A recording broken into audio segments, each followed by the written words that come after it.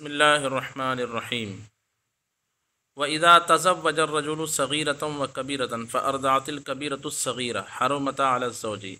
اس مسئلے ایک تمہید میں نے بیان کی تھی اسی دن کہ جب کسی مرد نے دو عورت سے شادی کیا، ایک چھوٹی تھی اور ایک بڑی تھی، صغیرۃ و کبیرہ، صغیرہ اور کبیرہ کو ایک نکاح میں رکھا، فَأَرْضَعَتِ الْكَبِيرَةُ الصَّغِيرَةَ، کبیرہ نے صغیرہ کو دودھ پلا دیا۔ یہاں صغیرہ سے مراد ہے کہ دودھ پلانے کے ایام اتنی چھوٹی کہ جس سے حرمت رضاعت جس کو پلانے سے ثابت ہو جائے، یعنی 2.5 سال سے چھوٹی بچی۔ حرمت علی الزوج، شوہر پر دونوں حرام ہو جائے گی، کیونکہ دونوں آپس میں رضاعی ماں بیٹی ہو گئی، اور ماں بیٹی کو ایک ساتھ نکاح میں رکھنا کیا ہو جائے گا؟ بولیے، حرام ہو جائے گا۔ لأنہ یصیر، یعنی دونوں میں فرقت ہو جائے گی اب، لأنہ یصیر جامعا بین الام والبنت رضاعا، اس لیے کہ اب شوہر جو ہے ماں اور بیٹی کو رضاعی ماں اور بیٹی کو ایک ساتھ جمع کرنے والا ہو جائے گا، اور رضاعی ماں بیٹی کو یا حقیقی ماں بیٹی کو ایک ساتھ نکاح میں جمع کرنا جائز نہیں۔ وذالک حرام، اور یہ حرام ہے کالجمع بینہما نسبا، جیسے نسب کے طور پر دونوں کو جمع کرنا۔ اچھا، اس کے بعد کہتے ہیں مسئلہ مہر کے واجب ہونے نہ ہونے کے تعلق سے، ثم ان لم يدخل بالکبیرہ فلا مہر لها، اور اگر کبیرہ سے ابھی تک اس نے دخول نہیں کیا تھا اور یہ معاملہ ہوا تو اس کو کچھ بھی مہر نہیں ملے گا۔ کیوں؟ لأن الفرقۃ جاءت من قبلها قبل الدخول بها، اس لیے کہ یہ جزیہ ہے کہ اگر فرقت عورت کی طرف سے آئے اس کے دخول سے پہلے تو اس کو کچھ نہیں ملے گا۔ فرقت عورت کی طرف سے آئے، عورت کے ساتھ دخول کرنے سے پہلے، اور فرقت پیدا ہو جائے اور اس میں عورت کی طرف سے تعدی ہو تو پھر اس کو کچھ نہیں ملے گا۔ لأن الفرقۃ جاءت من قبلها قبل الدخول بها، اس لیے کہ فرقت عورت کی طرف سے آئی ہے اس سے دخول سے پہلے۔ وللصغیرۃ نصف المہر، اور صغیرہ کے لیے نصف مہر ہے۔ ہوا کہ صغیرہ سے بھی تو دخول نہیں ہوا اور فرقت ہو گئی، پھر اس کے لیے نصف مہر کیوں ہے؟ اس کا جواب لأن الفرقۃ وقعت لا من جہتها، اس لیے کہ فرقت جو یہاں پیدا ہوئی ہے یہ اس بچی کی طرف سے پیدا نہیں ہوئی ہے، یعنی صغیرہ کی طرف سے پیدا نہیں ہوئی۔ تو آپ کہیں گے دودھ تو اسی نے پیا، تو ایک ہے دودھ پینا اور ایک ہے دودھ پلانا۔ دودھ پلانا یہ اس کا فعل ہوگا، پینا فعل نہیں ہوگا۔ والارتضاع وإن كان فعلا منها، اور ارتضاع یعنی دودھ پینا اگرچہ اس کا فعل ہے، لیکن فعلها غیر معتبر فی اسقاط حقها، لیکن صغیرہ کا فعل، لیکن صغیرہ کا فعل اس کے حق کو ساقط کرنے میں شرعاً معتبر نہیں ہے۔ یعنی وہ چیزیں کہ جس کے کرنے سے شریعت جو ہے کئی طرح کے حقوق کو ختم کر دیتی ہے، وہاں کرنے سے مراد یہ ہے کہ کرنے والا جو ہے یا والد صغیرہ نہ ہو، نابالغہ نہ ہو، بلکہ بالغہ ہو۔ اگر بے عقل بچہ اپنے مورث کو قتل کر دے تو آپ نے وہ اچھا مسئلہ پڑھنے کو ہوگا کہ وراثت کے بیان میں ہے کہ اگر کوئی وارث اپنے مورث کو قتل کر ڈالے تو اس سے اس کو وراثت سے محروم کر دیا جاتا ہے نا۔ قتل کی 4 صورتیں ہوتی ہے، وہ جس کو موانع ارث میں شمار کیا گیا ہے۔ وراثت سے روکنے والی چیزوں میں سے ایک چیز یہ ہے کہ زید اگر اپنے باپ کا قتل کر ڈالے تو زید کو اس کی وراثت سے 1 پیسہ نہیں دیا جائے گا، یعنی اس کے باپ کی دولت سے اس کو کچھ بھی نہیں ملے گا، اس کے دوسرے رشتہ دار کو شریعت کے مطابق پیسہ بانٹا جائے گا، پراپرٹی بانٹی جائے گی۔ تو قاتل جو ہے اپنے مورث کے ترکے کا کسی چیز طرح حقدار نہیں ہوتا، اس کو محروم کر دیا جاتا ہے، کیونکہ قاتل کا فعل جو ہے وہ فعل کا اعتبار کیا شریعت نے اور اس کو محروم کر دیا۔ لیکن اگر قتل جو ہے نابالغ سے ہو جائے، قتل کس سے ہو جائے؟ نابالغ سے قتل کیسے ہوگا؟ وہ کیسے قتل کر پائے گا نابالغ؟ چھوٹا بچہ 2 سال کا کیسے قتل کر سکتا ہے؟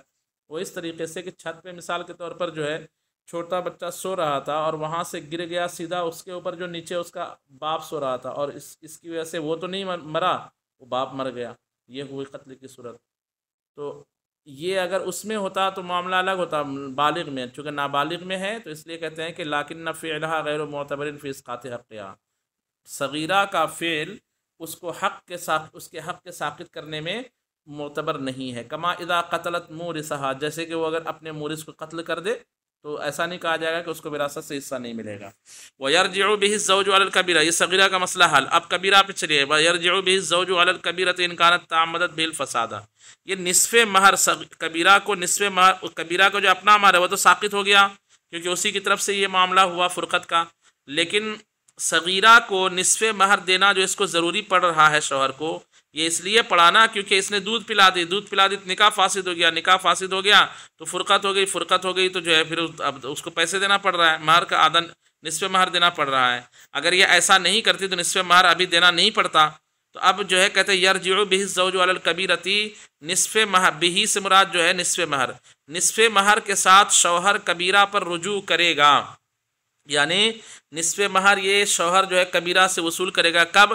ان کانت تعمدت بہ الفساد، اگر دودھ پلانے سے عورت نے نکاح کے فساد کا ہی قصد کیا تھا، اس نے دیکھا کہ میں تو اس کے ساتھ نکاح کر کے پھنس گئی ہوں، کیا کروں کیا کروں، تو اس نے سوچا چلو اس کو ہی دودھ پلا دیتی ہوں تاکہ دونوں کا نکاح ختم ہو جائے۔ یہ اگر وہ ظاہر کر دے کہ میں نے ہاں دودھ پلا کر کے نکاح کے ختم کرنے کا ہی قصد کیا تھا، تو پھر جو ہے اس کو آدھا مہر دینا پڑے گا تاوان کے طور پر۔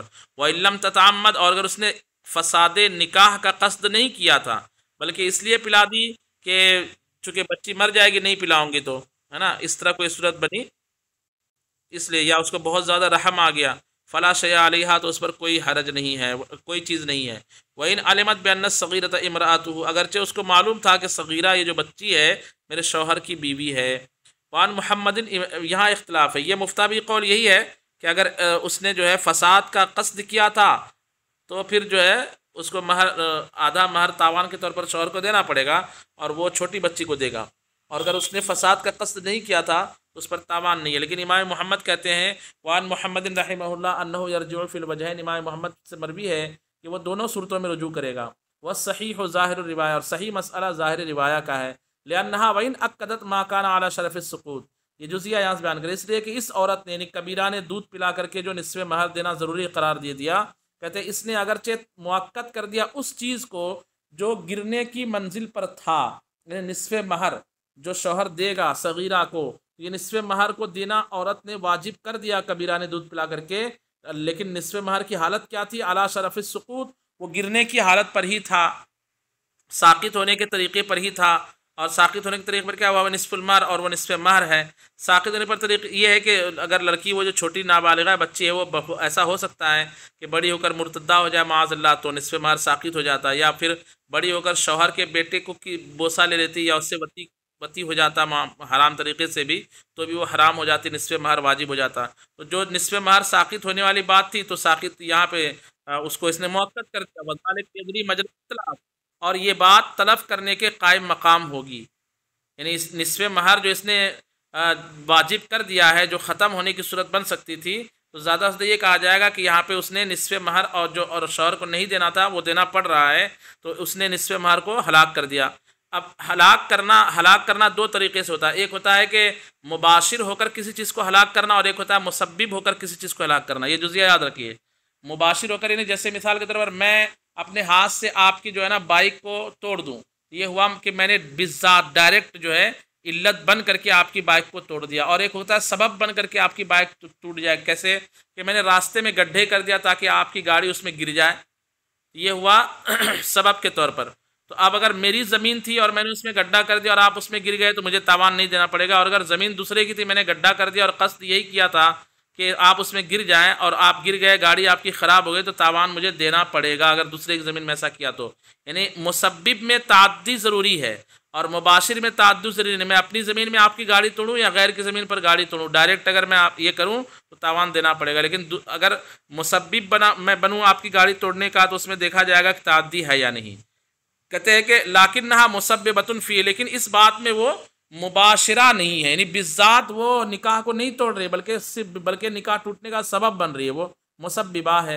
اما لان الارضاء لیس بافساد للنکاح وضعا، مسببہ ہے مباشرہ نہیں ہے، یعنی کام کو توڑنے کے کام کو یہ انجام نہیں دے رہی، اس نے تو دودھ پلانے کے کام کو انجام دیا، ہاں دودھ پلانے کا اثر یہ ہوا کہ نکاح ٹوٹ گیا، تو اصل میں یہ مباشرہ نہیں ہے بلکہ مسببہ ہے۔ کیوں؟ لأن الارضاء لیس بافساد للنکاح وضعا، اس لیے کہ دودھ پلانا وضعاً یہ نکاح کو فاسد کرنے کے لیے نہیں ہوتا ہے، یعنی دودھ پلانا وضعاً نکاح کو فاسد کرتا ہے ایسا نہیں ہے، ہے نا، کیونکہ دودھ پلانا تو اس لیے تھا کہ بچے کی پرورش ہو، انما ثبت ذلك باتفاق الحال، یہاں تو فساد نکاح اتفاق حال سے ثابت ہو گیا، یعنی یہاں کچھ اتفاق ایسا ہو گیا کہ جس کو دودھ پلایا وہ اس کی بیوی تھی، اس لیے معاملہ ایسا ہو گیا، اگر اس کی بیوی نہیں ہوتی تو کوئی مسئلہ نہیں ہوتا، نکاح فاسد نہیں ہوتا، ایک وجہ۔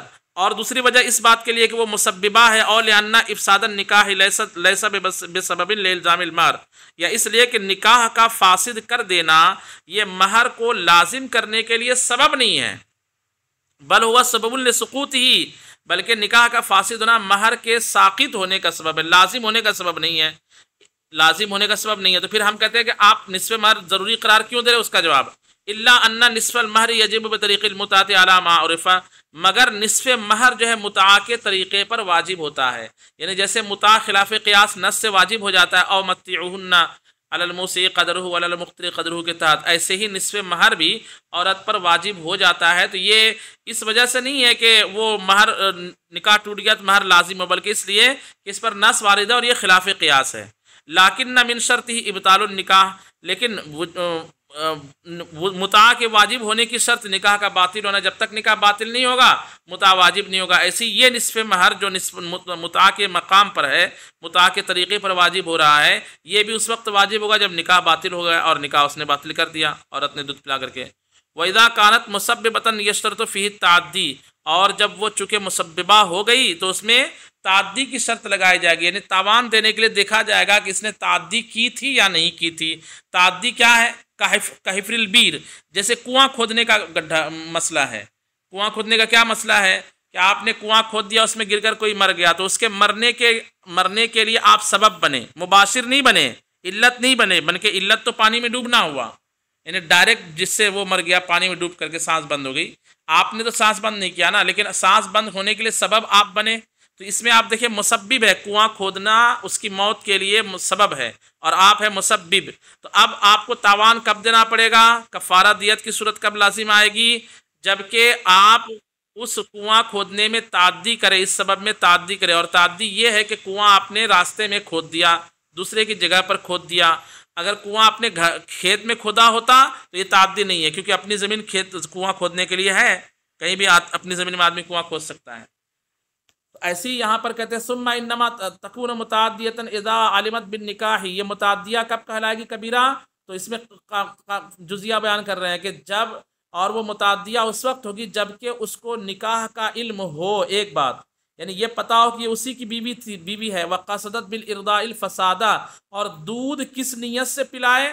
اس کو فساد کی نیت سے، وقصدت بالارضاء الفساد، اور ارضاء سے فساد کا ارادہ کرے۔ اما اذا لم تعلم بالنکاح، لیکن جب اس کو نکاحی کا علم نہ ہو، اس کو پتہ ہی نہیں تھا کہ یہ میری شوہر کی بیوی ہے، او علمت بالنکاح، لیکن نکاح کا علم تو تھا، یعنی یہ معلوم تھا کہ یہ میرے شوہر کی بیوی ہے، لیکنہا قصدت دفع الجوع والہلاک یعنی الصغیرہ دون الافساد، لیکن اس نے دودھ پلاتے وقت ارادہ کیا بھوک کو اور ہلاکت کو صغیرہ سے دور کرنے کا، دون الافساد نکاح توڑنے کا ارادہ نہیں کیا، تو لا تکون متعدیتن، اب یہ متعدیہ نہیں کہلائے گی، اور مسبب جب متعدی نہ ہو تو تاوان نہیں دینا پڑتا، یہ فارمولہ ہے۔ لأنہا معمورۃ بذالک، اس لیے کہ کبیرہ اس پر تو معمور ہے، یعنی کبیرہ عورت اگر ایسی جگہ پہنچے جہاں بچہ دودھ کی ضرورت کی وجہ سے ہلاک ہو رہا ہو، تو شریعت نے اس کو حکم دیا ہے کہ سب کچھ چھوڑ چھاڑ کر کے اس کو دودھ پلا دے، یہاں بھی اس نے دودھ پلا دی۔ ولو علمت بالنکاح، اور اگر نکاح معلوم ہو، ولم تعلم بالفساد، اور فساد کا علم نہ ہو، یعنی یہ پتہ نہ ہو کہ یہ میرے سوتن تو ہے، میرے شوہر کی بیوی تو ہے، لیکن یہ علم نہیں تھا کہ میں دودھ پلاؤں گی تو نکاح فاسد ہو جائے گا، لا تکون متعدیا ایضا، تو اس تیسری صورت میں بھی وہ متعدیہ نہیں کہلائے گی۔ تو آپ کہو گے کہ یار یہ تو تیسری صورت تھوڑا الگ ہے، کیسے کہ نکاح کا علم تھا لیکن فساد کا علم نہ تھا، یہ دارالاسلام میں جہالت تو قابل قبول نہیں ہے، تو اس کا جواب دے رہے ہیں وَهَذَا مِنَّا اعتبار الجہل لدفع قصد الفساد لا لدفع الحکم، اور ہماری طرف سے یہ جہل کا اعتبار کرنا قصد فساد کو دفع کرنے کے لیے، یعنی اس بات کو دور کرنے کے لیے ہے کہ اس نے فساد کا ارادہ نہیں کیا، لا لدفع الحکم، حکم کو دفع کرنے کے لیے نہیں ہے، حکم تو لاگو ہو جائے گا کہ نکاح فاسد ہو جائے گا، لیکن قصد فساد یعنی فساد کا چونکہ اس نے ارادہ نہیں کیا، یہ ثابت ہو گیا کس لیے؟ کیونکہ اس کو فساد کا علم ہی نہیں تھا، جب علم نہیں تھا تو ارادہ کیسے کرے گی وہ فساد کا؟ یعنی اوپر جو ہم نے بیان کیا نا کہ فساد کا ارادہ نہ کرے، اگرچہ معلوم ہو کہ میں دودھ پلاؤں، پھر میرے دودھ پلانے سے نکاح فاسد ہو جاتا ہے، لیکن فساد کے ارادے سے دودھ نہیں پلایا اس نے، اس لیے دودھ پلائی تاکہ یہ بچی زندہ بچ جائے، نہیں تو مر جائے گی، تو ایسے ہی اس صورت میں جبکہ اس کو یہی پتہ نہیں تھا کہ دودھ پلانے سے نکاح فاسد ہوگا تو بھی یہی حکم ہوگا. کیوں؟ کیونکہ علم نہیں ہوا فساد کا، تو فساد کا ارادہ کیسے کرے گی؟ جس چیز کا آپ کو علم نہیں ہے اس کا ارادہ کیسے کریں گے؟ ارادہ کرنے سے پہلے اس چیز کو جاننا بھی ضروری ہوتا ہے، اس لیے اس صورت میں بھی متعدیہ نہیں ہوگی. ولا تقبل فی الرضاع شہادت النساء منفردات سے ایک مسئلہ بیان کر رہے ہیں کہ رضاعت کا ثبوت کیسے ہوتا ہے. تو رضاعت کا ثبوت جو ہے نا، یہ دو مردوں کی گواہی سے یا کم سے کم دو عورت اور ایک مرد گواہی دیں کہ ہاں اس بچے نے اس عورت کا دودھ پیا ہے، تو یہ رضاعت کا ثبوت ہوگا. کہتے ولا تقبل فی الرضاع شہادت النساء منفردات، رضاعت میں صرف عورتوں کی گواہی قبول نہیں کی جائے گی. یعنی 5 عورتیں بھی اگر کہے کہ ہاں جو ہے اس نے جو ہے فلاں کو دودھ پلایا ہے، تو اس کی گواہی قابل قبول نہیں. یا تو دودھ پلانے والے خود کہے کہ ہاں میں نے دودھ پلایا، یا پھر اس پر گواہ موجود ہو 2 مرد اور 1 عورت، یا 2 عورتیں اور 1 مرد، 2 مرد کی گواہی یا 1 مرد اور 2 عورتوں کی گواہی.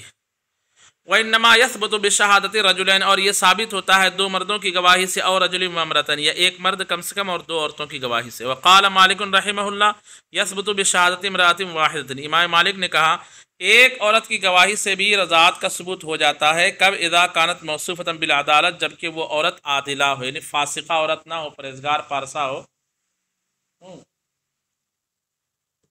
تو پھر ایک عورت کے کہہ دینے سے وہ اگر وہ کہہ دے کہ ہاں میں نے دیکھی کہ اس نے اس عورت بچے کو دودھ پلایا، تو رضاعت ثابت ہوگی. لأن الحرمۃ حق من حقوق الشرع، اس لیے کہ حرمت جو ہے یہ شریعت کے حقوق میں سے ایک حق ہے. فیثبت بخبر الواحد، تو ایک خبر واحد سے بھی ثابت ہو جائے گا. دلیل کمن اشترى لحما، جیسے کسی نے کوئی گوشت خریدا، فاخبرہ واحد، تو ایک ہی آدمی نے اس کو خبر دی، انہو ذبیحۃ المجوسی، اور وہ مسلمان تھا، عادل تھا، کہ یہ جو ہے مجوسی کا ذبیحہ ہے. یہ کہہ دیا کہ یہ تو آتش پرست کا ذبیحہ ہے، تو وہ گوشت حرام ہو جائے گا اس کے حق میں، ہمارے نزدیک بھی حرام ہو جائے گا. تو پھر ہم یہاں جو ہے ایک عورت کی گواہی قبول کیوں نہیں کر رہے؟ ایک عورت اگر گواہی دے دے کہ یہ گوشت حرام ہے، مردار ہے، یا مجوسی کا ذبیحہ ہے، تو اس کی بات مانی جائے گی اور وہ گوشت حرام ہو جائے گا. اور یہاں کیوں نہیں مان رہے؟ جواب لنا ان ثبوت الحرمت لا يقبل الفصل عن زوال الملک فی باب النکاح. یہ جزیات سے سمجھیے، ہماری دلیل یہ ہے کہ حرمت کا ثبوت باب نکاح میں ملکیت کے زوال سے جدائیگی کو قبول نہیں کرتا. اس کو آسان کر کے میں سمجھاتا ہوں. ترجمہ پہلے دیکھیے، لا يقبل الفصل عن زوال الملک فی باب النکاح، نکاح کے باب میں زوال ملک سے فصل کو قبول نہیں کرتا. مطلب کیا؟ مطلب یہ ہے کہ نکاح کے باب میں ایسا نہیں ہو سکتا کہ حرمت بھی ثابت ہو جائے اور ملکیت زائل نہ ہو. حرمت بھی ثابت ہو جائے، بولیے، اور ملکیت بھی، بولیے آواز آ رہی کہ نہیں آ رہی ہے؟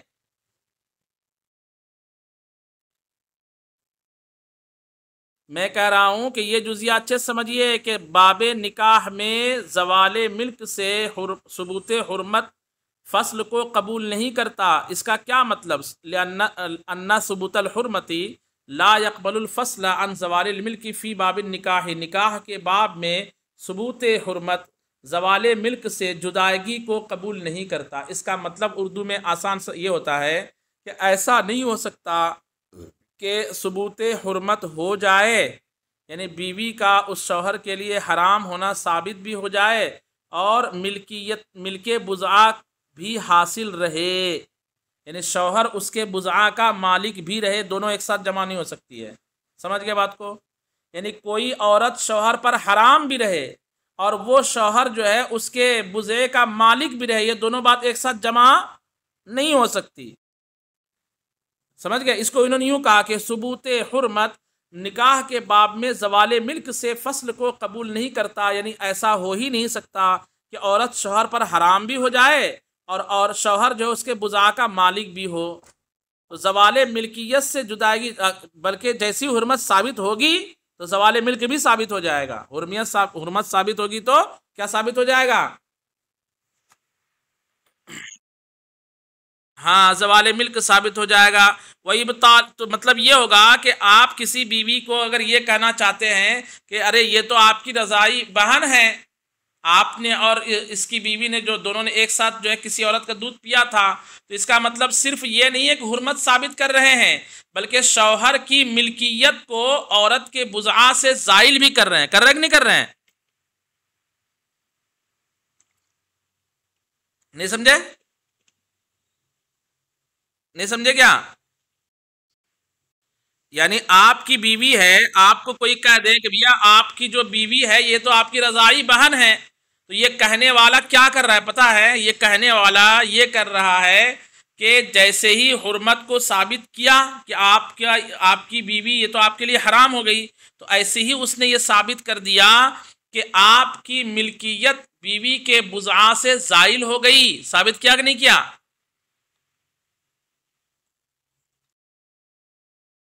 تو زائل ہو گئی، یہ ثابت کیا. تو مطلب یہ ہوا کہ ثبوت رضاعت جو کی وجہ سے ثبوت حرمت ہوا، اور ثبوت حرمت جو ہے یہ ملک کو باطل کر رہا ہے، شوہر کی ملکیت کو باطل کر رہا ہے. تو کسی چیز، کسی سامان سے، کسی چیز سے کسی آدمی کی ملکیت کو باطل کرنے کے لیے شہادت رجلین کی ضرورت پڑتی ہے. کس کی ضرورت پڑتی ہے؟